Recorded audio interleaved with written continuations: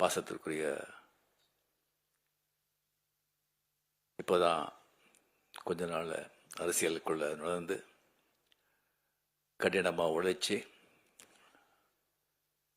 பேச்சில் தனக்குன்னு ஒரு பாணியை உருவாக்கி கொண்டு மக்கள் மத்தியில் தொண்டர்கள் மத்தியில் அருமையான பேரு புகழ் பெற்று தனக்கு ஒரு நல்ல அரசியல் நல்ல எதிர்காலம் இருக்கு அப்படிங்கிறது நிரூபித்துக் கொண்டிருக்கும் என் அன்பு தம்பி உதயநிதி ஸ்டாலின் அவர்களே என்னுடைய அருமை நண்பர் ரொம்ப காலத்து அருமை நண்பர் இந்து ராம் அவர்களே, இந்து பற்றி உங்களுக்கு சொல்ல வேண்டிய அவசியம் இல்லை. ஒரு பாரம்பரியமிக்க ஒரு பத்திரிகை, 100 ஆண்டுகள் மேலே ஆயிடுச்சுன்னு நினைக்கிறேன். இந்தியாவிலேயே அந்த ஹிந்து பற்றி தெரியாதவங்க யாருமே இருக்க மாட்டாங்க. ஸோ ஹிந்து பத்திரிகையில் வந்தால் அது சுப்ரீம் கோர்ட் ஜட்ஜ்மெண்ட் மாதிரி.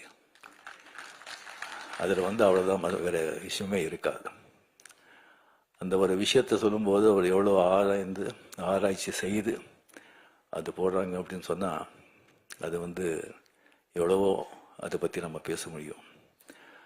அண்ட் ராம் அவர்கள் அந்த குடும்பத்தை சேர்ந்தவர், அந்த ஹிந்துவுக்கு எடிட்டராகவும் இருந்தவர். அவர் ரொம்ப துணிச்சல் மிக்க மனிதர். இப்போ ஏவா வேலூர்கள் சொன்ன மாதிரி அவருக்குன்னு ஒரு சித்தாந்தம் வச்சு அதை அவருக்கு எதுன்னு சரிப்படுதோ அது யாருக்கும் பயப்படாமல் எப்போவுமே பேசுபவர், எழுதுபவர் ராம் அவர்கள். அண்ட் குண்டத்துறை அடிகளார் அவர்கள் இப்போ தான் நான் முதல் தடவை அவரை நேரடியாக நான் பார்க்குறேன். ஒரு கிராஜுவேட், சரியா ஒரு 15 கல்வி நிறுவனங்களை மேல்பார்வையை பார்க்குறாரு. எங்கே ஒரு மழை வந்தாலோ, எங்கே ஒரு நிலசரி வந்தாலோ, மக்கள் கஷ்டப்படும் போது முதல்ல அங்கே போய் நின்றுட்டவங்களை சேவை செய்கிறாங்க. ஜனங்க சேவையா ஜனார்தன சேவை, அன்பே சிவம் அப்படின்னு சொல்லி மடத்துக்குள்ளே மட்டும் இருக்காம வெளியே மக்களுக்கு ஒரு பணியாற்றுகிறார். அதுக்கப்புறம் ஏவா வேலு, ஏவி விட்டால் தான் எல்லாரும் வேலை செய்கிறாங்க. நான் ஏவி விடாமலேயே ஒரு வேலை செய்கிறவங்க ஏவா வேலு அப்படின்னு சொல்லி ஒரு வாட்டி கலைஞர் அவர்கள் சொன்னார்களா. அவரை பற்றி நான் அப்புறம் நான் பேசுகிறேன். அதுக்கு மதுமதிக்க ராஜசேகர் அவர்களே, மாண்புமிகு என்னுடைய அருமை நண்பர் மாண்புமிகு தமிழக முதலமைச்சர் மு.க. ஸ்டாலின் அவர்களே, இங்கே வருகை தந்திருக்கும் அமைச்சர் பெருமக்களே, சட்டமன்ற உறுப்பினர்களே, ஐஏஎஸ் ஐபிஎஸ் மற்றும் அறிவார்ந்த மக்களே, இங்கே வந்த பிறகு இப்போதான் ராம் கேட்டார் நீங்கள் பேசுகிறீங்களா அப்படின்னு. என்ன பண்ணுறது, பேசித்தானே ஆகணும் அப்படின்னு சொல்லிடுறேன். இந்த மாதிரி அப்படின்னு சொன்னால் நான் முதல்ல சொல்லியிருப்பேன், நான் பேசியிருக்க மாட்டேன், கொஞ்சம் விட்டுடுங்க அப்படின்னு. ஏன்னா நம்ம எப்போவோ ஒரு வாட்டி நம்ம பேசுறது, அந்த பழக்கம் இருக்கணும். பேசி பேசி எல்லா பேச்சாளர்கள் தான், அறிவாளிகள் தான். ஸோ அறிவார்ந்தவர்கள் இருந்த சபையில் நீ பேசாம இருக்கிறது தான் ரொம்ப அறிவாளித்தனம் அப்படின்னு சொல்லுவாங்க. இப்போ என்ன பண்ணுறது, நான் பேசிதான் ஆகணும். ஸோ ஏதாவது கொஞ்சம் தப்பாக இருந்தால் தயவு செஞ்சு மன்னிச்சிங்க. ஸோ முதல்ல இந்த கலைஞருடைய 100ஆண்டு வெற்றி விழா, அவருடைய உடன்பிறப்புகள், முதலமைச்சர்கள், அவருக்கு இந்த ஆண்டு பூரா அந்த கொண்டாடின விதம் இருக்கு. எத்தனை மாவட்டங்கள், எத்தனை விதமா. உலகத்திலேயே எந்த ஒரு அரசியல் தலைவருக்கும் இந்த மாதிரி யாருமே 100ஆண்டு கொண்டாட்டங்களை கொண்டாட மாட்டாங்க, கொண்டாட போவதும் இல்லை. எந்த அளவுக்கு அவர் மேல ஒரு அன்பு, ஒரு பாசம் இருந்தா அது பேசுறவங்களுக்கும் சரி, கேட்கறவங்களுக்கும் சரி, கொஞ்சம் கூட சலிப்பு தட்டாம என்னமோ ராமாயணம் மகாபாரதம் கதை பிரவச்சனம் கேட்குற மாதிரி ஒரு பக்தர்கள் மாதிரி, பக்தர்கள் தான் அந்த மாதிரி கேட்பாங்க. அது முன்னிலை நடத்தி முதலமைச்சர்கள் அத்தனை வேலை இருந்தால் கூட எத்தனையோ விழாக்கள் அவரே கலந்து கொண்டு தலைமை தாங்கி விழாக்கள் நடத்திருக்காங்க. ஸோ நாம் எல்லாருமே வந்து வெளியே பார்க்குறோம். ஸோ வெளியே வந்து நல்லவங்க எல்லாம் வீட்லேயும் நல்லவங்களாக இருக்கணும்னு சொல்ல முடியாது. வெளியவங்களுக்கு எவ்வளோ மரியாதை இருந்தால் கூட வீட்டில் கூட அதே மரியாதை இருக்குன்னு சொல்ல முடியாது. ஸோ அவர் கூடவே பிறந்ததில் இருந்து வளர்ந்து இருக்கும்போது 24 hours எந்தெந்த தருணத்தில் எந்தெந்த இதில் மு.க. ஸ்டாலின் அவர்கள் அவர் அப்பாவை பார்த்துருப்பாங்க. எவ்வளோ வேதனைகள் எவ்வளோ கஷ்டங்கள் என்ன இருந்து கூட பொது வாழ்க்கையில் காட்ட முடியாது. எல்லாரும் மனிதன் தானே. அது வீட்டில் தான் காட்ட முடியும். அது வீட்டில் வந்து அது எப்படி சமாளிச்சிருப்பாரு. மற்றவங்க வந்து இவர் வந்து கஷ்டப்பட்டா கூட மற்றவங்க கஷ்டப்படும் போது அவர் எல்லாம் அவர் எப்படி வந்து தட்டி கொடுத்துருப்பாங்க. ஒரு தலைவனா வந்து சமுதாயத்தில் அவங்களுடைய உறுப்பினர்களுக்கு மட்டும் இல்லை, உடன்பிறப்புகளுக்கு மட்டும் இல்லை, வீட்டில் கூட ஒரு அந்த மாதிரி ஒரு தலைவனா இருந்தால் தான் அவருக்கு வந்து ஒரு பாசம் பக்தின்னு சொல்லலாம். நம்ம படையப்பா பிரிவுக்கு வந்து போட்டிருந்தோம் அந்த தெய்வஸ்ரீதேவி படத்தில். ஸோ பின்னாடி வந்து மீன் 34 சார், மீன் கலைஞர் சார், இவர் திசைங்க அவரெல்லாம் திசைங்களாக உட்காந்துருந்தாங்க. நான் வந்து ஸ்டாலின் சார் எங்கே பார்த்தோம்னு சொன்னால் முன்னாலே வந்து ஒரு 7 முன்னாலே போய் உட்காந்துருக்காங்க. ஸ்டாலின் சார் இங்கே வாங்க சொன்னோம். ஐயோ இல்லை அப்படின்னு அவ்வளோ ஒரு மரியாதை, ஒரு ரெஸ்பெக்ட். அண்ட் இப்போ அவர் வந்து முதலமைச்சர் பதவி வகித்த பிறகு ஸோ இதை வந்து நான் வந்து இப்போ இங்கே விழா போகிறதுக்கு முதல்ல வந்து என்ன பேசணும் அப்படின்னு சொல்கிறத விட எதையும் பேசக்கூடாது அப்படின்னு சொல்லி லிஸ்ட் போட்டு எடுத்தேன். ஏவவேலு அவர்கள் முதலே சொன்னாங்க, இது வந்து அரசியலே கிடையாதுங்க, அரசியல் பற்ற சம்பந்தமே கிடையாது, நீங்கள் வந்து இது மாதிரி கூப்பிட்டுருக்கோம், நீங்கள் இது பண்ணணும் அப்படின்னு சொன்னாங்க. ஸோ கலைஞர் சார் அப்படின்னு சொல்லி வரும்போது கம்ப்ளீட்டாக சினிமா, இலக்கியம், அரசியல், இந்த 3 தான். எனக்கு சினிமா பற்றி அவரை பற்றி தெரியும், அதை பற்றி நான் நிறைய பேசியிருக்கேன். இலக்கியத்தை பற்றி அவருக்கு எனக்கு சரியாக வந்து அவ்வளோ தெரியல. அவருடைய இலக்கியங்கள், அவருடைய கவிதைகள், அவருடைய கதைகள் ஜாஸ்தி தான் படித்ததில்லை. வேறு ஒரு அரசியல் தான் அது. இவங்க பேசினா வந்து ரொம்ப ஜாகிரதையாக பேசணும். இங்கே வந்து நம்ம மதிப்புக்குரிய நண்பர் ஸ்டாலின் சார் அவர்கள் முதலமைச்சரான பிறகு அவர் சந்தித்த எல்லா தேர்தல்களையும், பார்லிமெண்ட் தேர்தல் உட்பட மிகப்பெரிய வெற்றி அடைஞ்சதுக்கு அதே வந்து சொல்லும் அவருடைய ஆளுமை, அவருடைய உழைப்பு, அவருடைய அந்த அரசியல் ஞானம், அதே வந்து அவர்கிட்ட சொல்லும். அவர் ரியலி நீங்கள் வந்து எவ்வளவோ நீங்கள் பார்த்துருப்பீங்க. ஒரு கழக ஒரு பார்ட்டி ஸ்தாபனர் ஆகட்டும், அவர் தலைவராகட்டும், அவர் வந்து மறைஞ்ச பிறகு அதுக்கப்புறம் வர்ற ஒரு சந்தேகம் வந்து அது கட்டி காக்கிறதுக்கு எவ்வளோ கஷ்டப்படுறாங்க, எத்தனை பேர் ஃபெயில் ஆகிருக்காங்க, எவ்வளோ திண்டாடிட்டு இருக்காங்கன்னு சொல்லி பக்கத்து மாதத்தில் நடக்கிறதெல்லாம் நீங்கள் எல்லாம் கேள்விப்பட்டிருப்பீங்க, பார்த்துட்ருப்பீங்க. அது எவ்வளோ சர்வ சாதாரணமாக அவர் செஞ்சுட்டு போயிட்டுருக்கார். அதுக்கு மேலே எனக்கு வந்து ரொம்ப ஆச்சரியமான விஷயம், நான் பிரமிப்பு போகிறது அப்படின்னு சொன்னால், எப்போவுமே வந்துட்டு இந்த ஸ்கூல் டீச்சர் வரும்போது ஸ்கூல் டீச்சருக்கு இந்த நியூ ஸ்டூடெண்ட்ஸுக்கு வந்து ப்ராப்ளமே கிடையாது, ஈஸியாக வந்து சமாளிச்சிடுவாங்க. பழைய ஸ்டூடெண்ட்ஸ் இங்கே இருக்க பாருங்க, அவங்கள சமாளிக்கிறது சாதாரண விஷயம் இல்லை. இங்க ஏகப்பட்ட பழைய ஸ்டூடெண்ட்ஸ், நான் அங்கே பார்த்து சொல்றேன், ஏகப்பட்ட பழைய ஸ்டூடெண்ட்ஸ். அது சாதாரணமான பழைய ஸ்டூடெண்ட்ஸ் இல்லை,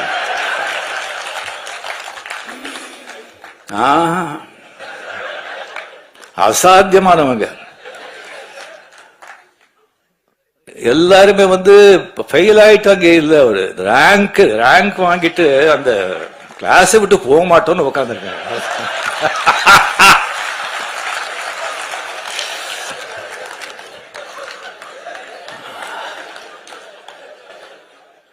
கலைஞர் அவளை வந்து தம்பி சின்ன வயசுல இருந்தெல்லாம் பார்த்து இதுக்கு இருக்கிறவங்க வந்து அவங்களெல்லாம் சமாளிக்கிறது சாதாரணங்க. ஒருத்தர் வேண்டாங்க, துரைமுருகன் சொல்லி ஒருத்தர் இருக்காரு, கலைஞர் கண்ணிலேயே மருளிட்டு ஆட்டினவர் அவரு. அவருக்கு ஏதாவது விஷயம் சொல்லி இப்படி போற, இப்படி பண்றோன்னே எப்படி இருக்கு, எப்படி நல்லா இருக்கு அப்படின்னு சொன்னா, அப்படியா சந்தோஷம் அப்படின்னு சொன்னா, அது என்ன நல்லா இருக்குன்னு சொல்லி சந்தோஷம் சொல்றாங்களா, என்னடா இப்படி பண்றீங்கன்னு சந்தோஷம் சொல்றாங்களா, ஒன்னும் புரியாது. Stalin sir, hats off to you.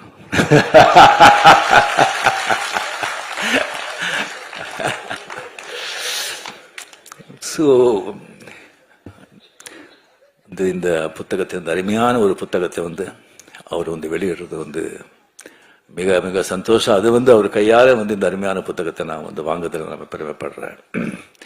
இந்த விழாவின் உண்மையான நாயகர் ஏவா வேலு அவர்கள்.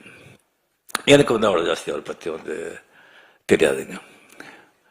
எனக்கு பிகாஸ் அந்த கலைஞர் கூட ஜாஸ்தி ரொம்ப பழக்கம் இருக்கிறதுனால எனக்கு மதிப்புரிய வீராசாமி அவர்கள், துரைமுருகன் அவர்கள், டிஆர் பாலு அவர்கள், முரசலிமான் அவர்கள், அந்த மாதிரி நான் பழகி மற்றவங்க கிட்ட அவ்வளோ பழக்கம் இல்லை, அவ்வளோ எனக்கு தெரியல. ஸோ விவரமாக திஸ் தெரியல. அதுக்கு எப்போ திருவண்ணாமலையில் நம்ம லால் சலாம் அந்த ஷூட்டிங் இருக்க ஒரு 3 வாட்டி அங்கே நான் இங்கே போயிருந்தேன். அங்கே போகும்போது அவருடைய அந்த காலேஜ் கெஸ்ட் ஹவுஸில் கலைஞர்களை தங்கிறதுக்காக ஒரு ஸ்வீட் கட்டிருக்காங்க. சிஎம் போனால் கூட அங்கே தான் தங்குவாங்க. அந்த ஸ்வீட் தான் எனக்கு கொடுத்தாங்க. அங்கே கொடுத்து எனக்கு எப்படி பார்த்துக்கிட்டாங்கன்னு சொன்னால், ஒரு சொந்த பிள்ளை அந்த மாதிரி ஒரு அன்பா அவருடைய பையனையே அங்கே வச்சுட்டு கம்ப்ளீட் அந்த காலேஜ் காலேஜில் எப்படி இருக்குன்னு சொன்னால், மை காட், நீங்கள் யாரும் பார்க்கணும். அவ்வளோ ஒரு கிளீன், நீட், ஒரு கம்ப்ளீட்டா ஒரு டிசிப்ளின். அத்தனை ஸ்டூடெண்ட்ஸ் இருப்பாங்க, ஒரு சத்தம் இருக்காரு. அவங்க அத்தனை பேர் இருந்தா கூட யாருமே இருக்கும்போது ஒருத்தர் கூட டிஸ்டர்ப் பண்ணல. ஃபேன்ஸ் ஆகட்டும், ஸ்டூடெண்ட்ஸ் ஆகட்டும், அவ்வளோ பெரிய ஸ்ட்ரிக்ட் கரெக்டா. அங்கே ஒரு சமையல்காரர் இருக்காரு, ஒரு மீன் குழம்பு பண்ணாரு. வாழ்க்கையில அந்த மாதிரி சாப்பிட்டதே கிடையாது. இது ஐயா சாப்பிடுறாரு சொன்னா, இல்லைங்க அவர் சாப்பிட மாட்டாரு. அவர் அவர் சாப்பாடு செய்து பார்த்தா கடும் ஏழையை விட மோசமாக சாப்பிட்றாரு. இல்லை, அதனால தான் உடம்பு நல்லா இருக்கு. ஸோ அந்த மாதிரி அவர் பார்த்துக்கிட்டு அவர் 2 வாட்டி கிட்ட பார்த்து சிஎம் எல்லாம் தலைவர் கேட்டுகிட்டே இருக்காங்க, எப்படி இருந்துச்சா, நல்லா இருக்காரா, கரெக்டாக பார்த்துக்கிறாங்களா அப்படின்னு கேட்டுட்டு இருக்காங்க. எல்லாம் சரியா இருக்கா, என்னங்க இதை விட என்ன வேணும் அப்படின்னு சொல்லி அவருக்கு ஒரு கைமாற நான் என்ன பண்ணுறது அப்படின்னு சொல்லி ஒன்றுமே எனக்கு புரியல. நல்ல வேளை அவர் உங்களை பார்க்கணும் அப்படின்னு சொல்லி வந்தாங்க. நான் ஏதோ ஒரு கல்யாணத்துக்கோ சம்திங் கதை இருக்குன்னு சொல்லி வரும்போது இந்த புத்தகத்தை பற்றி சொன்னாங்க. இல்லைன்னா டெஃபினெட்லி நான் கொஞ்சம் விழான்னு சொன்னால் கொஞ்சம் நான் அவாய்ட் பண்ணுவேன். இது மாதிரி சொன்னாங்க. இந்த புத்தகத்தை நான் எழுதியிருக்கேன். அது ரொம்ப நாளாச்சு அது எழுதி.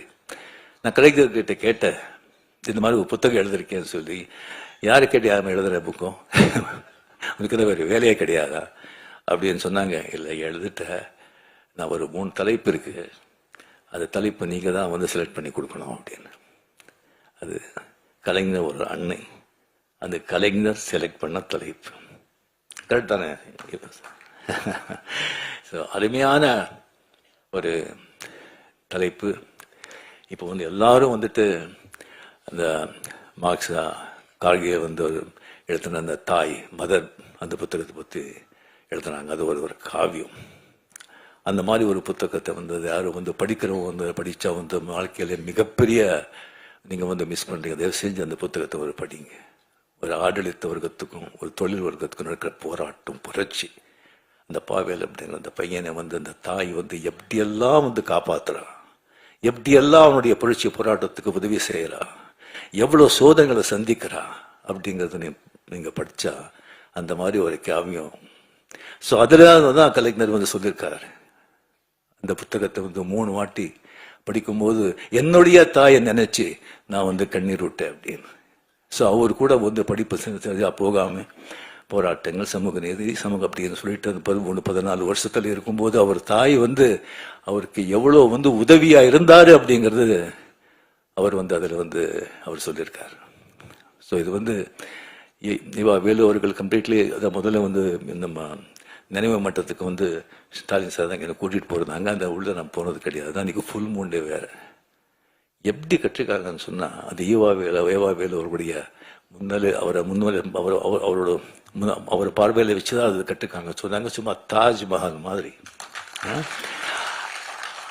அதே மாதிரி கலைஞர் சார் பிறந்த அந்த ஊர்லேயே வந்து ஒரு கலைஞர் கோட்டம் சொல்லி அந்த மாதிரி கற்றுருக்காங்கன்னு சொல்லியிருக்காங்க. அதுவும் நான் பார்க்குறேன். எந்த வேலை கொடுத்தாலும் அது வந்து கச்சிதமாக செய்கிற ஒரு ஏவாவேலு. இந்த புத்தகத்தை முதல் திசைங்க நான் பார்த்த உடனே வந்து மிக மிக மிக அருமை. உள்ளே இருக்கிற பிக்சர்ஸுங்க ஆகட்டும், அந்த பேஜ் ஆகட்டும், புத்தகத்தோட அந்த வடிவாகட்டும். அட் த சேம் டைம் இப்போ வந்து அந்த ஸ்ரீராம் சொன்ன மாதிரி, அடிகளார் சொன்ன மாதிரி, அது குரல், அது கலைஞர்களுக்கும் அந்த குரல், திருக்குறள் எவ்வளோ பிடிக்கும் அப்படிங்கிறது எல்லாருக்குமே தெரிஞ்சது. அந்த குரலை வந்து ஒன்று எழுதி அதுக்கப்புறம் வந்து கலைஞருடைய அதனுடைய விளக்கத்தை கொடுத்து அந்த குரல் மாதிரி கலைஞர் எப்படி வாழ்ந்தார் அப்படிங்கிறது ஒரு அத்தியாயமா பண்ணியிருக்காங்க. அதனால தான் ஒரு காவியம் ஆயிருக்கு, அருமையான ஒரு காவியம். ஸோ அது வந்து முன்னுரை கூட இங்கே வந்து அடிகளார் சொன்ன மாதிரி சிஎம் அவர்கள் மிக அருமையாக எழுதியிருக்கார். அந்த முன்னுரை அருமையான புத்தகம். பட் என்னென்ன வேலை தான் ஜாஸ்தி 1000 ரூபா.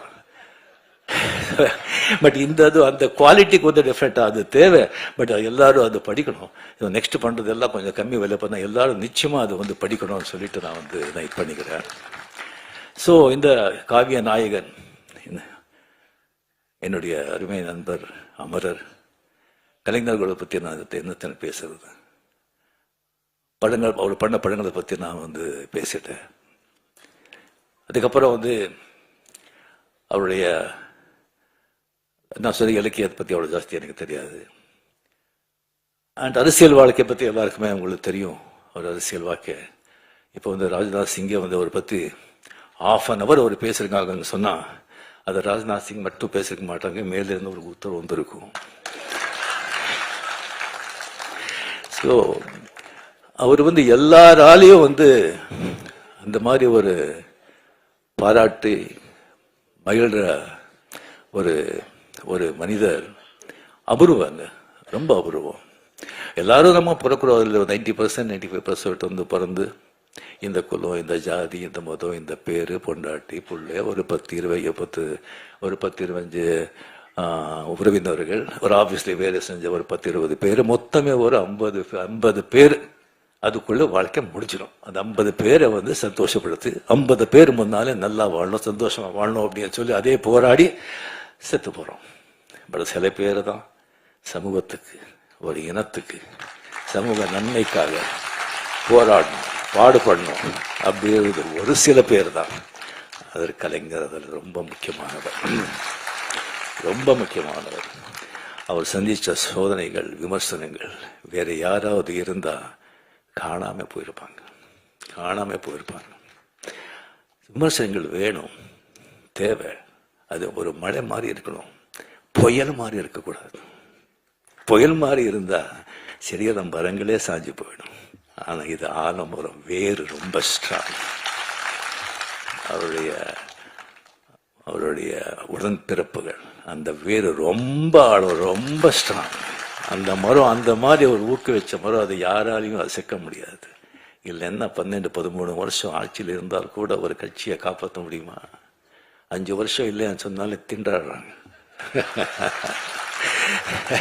சாதாரண விஷயம் இல்லை. ஸோ அவரை பற்றி வந்து போக போக பெரிய இந்த மாதிரி பெரிய பெரிய மகான்களேன்னு சொல்லலாம். அவர் சத்த பிறகு இன்னும் புகழ் ஜாஸ்தி ஆகிட்டே இருக்கும். உங்களுக்கு தெரியும், பாரதியார் செத்தப்போ 15 பேர் இல்லை. இப்போ என்ன புகழ், என்ன இது, அந்த மாதிரி நாளுக்கு நாள் ஜாஸ்தி ஆகிட்டே இருக்கும். அவர் கூட இன்னும் எத்தனையோ புத்தகங்களும் வந்துட்டு இருக்கும். அவரை பற்றி படமும் எடுக்கணும்னு சொல்லி எனக்கு வந்து நான் கேட்டுக்கிறேன். ஸோ அவருடைய மிகப்பெரிய அதிசயம் வந்து எந்த விமர்சனம் வந்தால் கூட வந்து ஒரு பழைய ஒரு பத்திரிகை நண்பர், அவர் வந்து கலைஞர் வந்து நிறைய என்ட்ரி பண்ணியிருக்காங்க. அவர் என்கிட்ட ஒரு வாட்டி சொன்னார், விமர்சனங்கள் எப்படி அவர் எடுத்துக்கிறாங்கன்னு சொன்னால், அந்த விமர்சனம் வந்து அந்த விமர்சனம் யார் எழுதுனது அப்படின்னு சொல்லி முதல்ல பார்ப்பாங்க. அவனுடைய தராதரம் பார்ப்பாங்க, அவனுடைய பேக்ரவுண்ட் பார்ப்பாங்க, அவன் யாராவது ஏவி விட்டு எழுதுறானான்னு பார்ப்பாங்க, இல்லை பணம் கொடுத்து எழுதுறான்னு பார்ப்பாங்க. அவனுடைய ஞானம் என்னன்னு பார்ப்பாங்க. அதை பார்த்துட்டு அது அப்படின்னு சொன்னால் நெக்ஸ்ட் வந்து அதை வந்து பார்க்கவே மாட்டாங்க. அதை பற்றி அவன் எழுதுறான், பார்க்கவே மாட்டாங்க.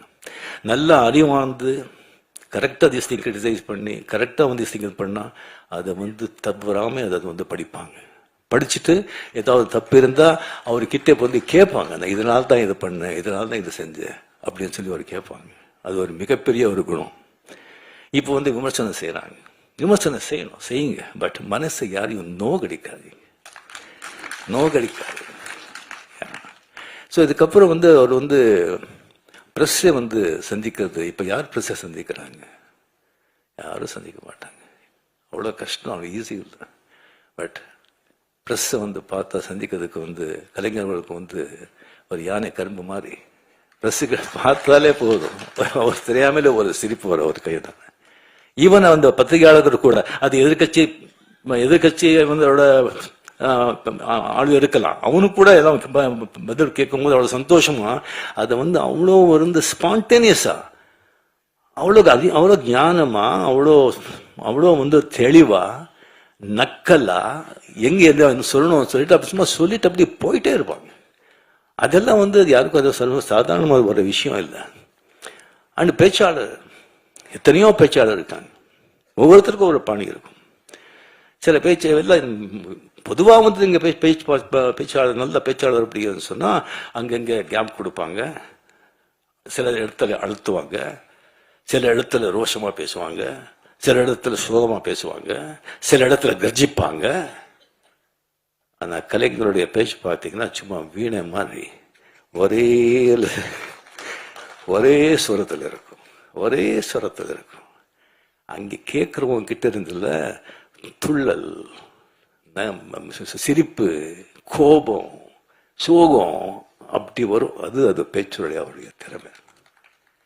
ஸோ இது அவர்கிட்ட வந்து நடந்தது. அவர் வந்து எப்பவுமே ஒரு சந்தோஷமா பார்க்கும்போது, வாங்க எப்படி இருக்கீங்க, நல்லா இருக்கீங்களா, ஷூட்டிங் எது அப்படின்னு விசாரிப்பாங்க. முதல்ல ஷூட்டிங் எது விசாரிப்பாங்க, ஏன்னா அதுதான் என் தாய் வீடு.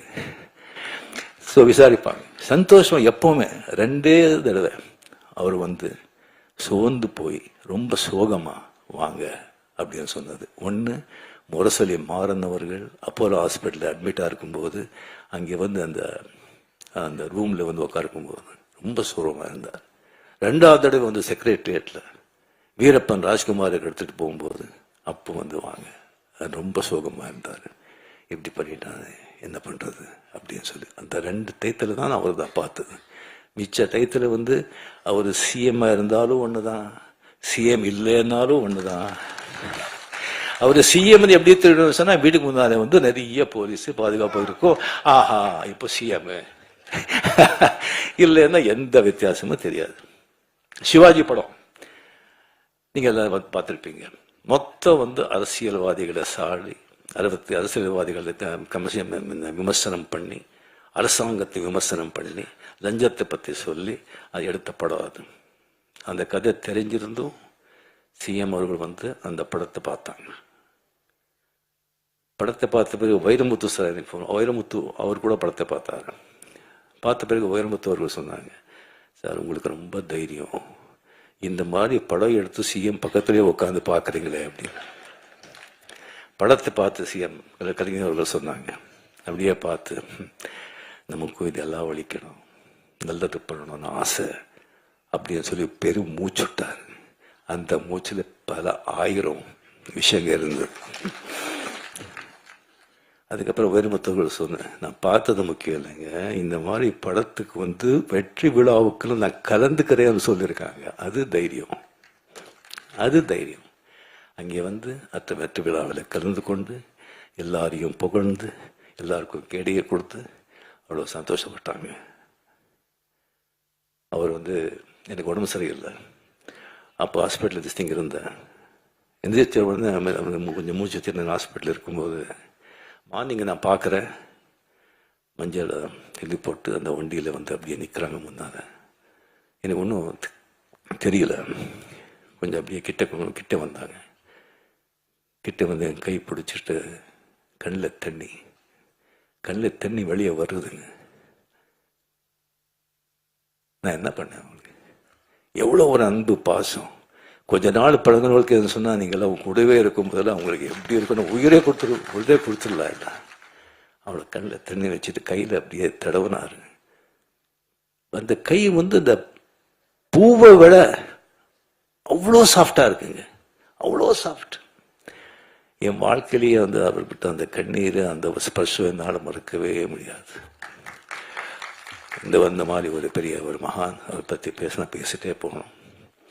ஸோ அந்த ஒரு அருமையான ஒரு புத்தகத்தை எனக்கு அதை வெளியிட்டு அது எனக்கு வாங்குகிற அந்த வாய்ப்பு எனக்கு கொடுத்ததுக்கு வேலு அவர்களுக்கு மனமார்ந்த நன்றி, சிஎம் அவர்களுக்கு மனமார்ந்த நன்றியை தெரிவித்துக் கொண்டு என் பேச்சை முடிச்சுக்கிறேன். ஏதாவது தவறாக இருந்தால்